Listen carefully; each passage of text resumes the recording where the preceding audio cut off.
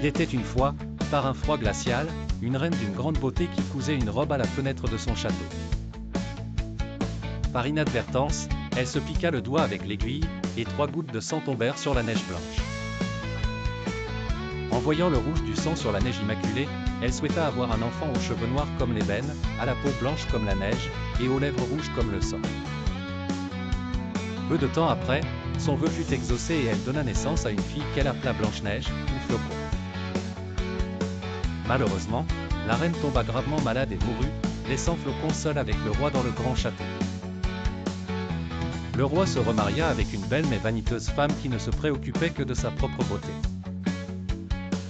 Elle possédait un miroir magique auquel elle demandait chaque jour « Miroir, miroir, dis-moi, qui est la plus belle du royaume ?» Et le miroir répondait toujours « C'est vous, ma reine. »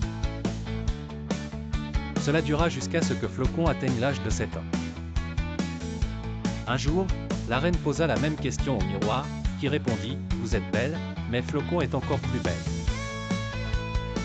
Bouleversée par cette réponse, la reine fut envahie de jalousie et de haine. Elle ordonna à son chasseur de conduire Flocon dans la forêt et de la tuer, en lui rapportant son cœur et son foie en guise de preuve.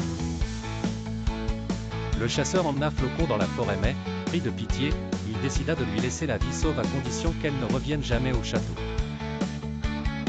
Pour tromper la reine, il tua un cerf et lui rapporta son cœur et son foie.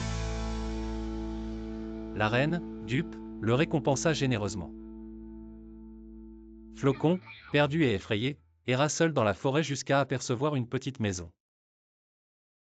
Elle s'y réfugia et trouva une table servie pour 7. Elle mangea un peu de chaque assiette avant de s'endormir profondément dans un délit.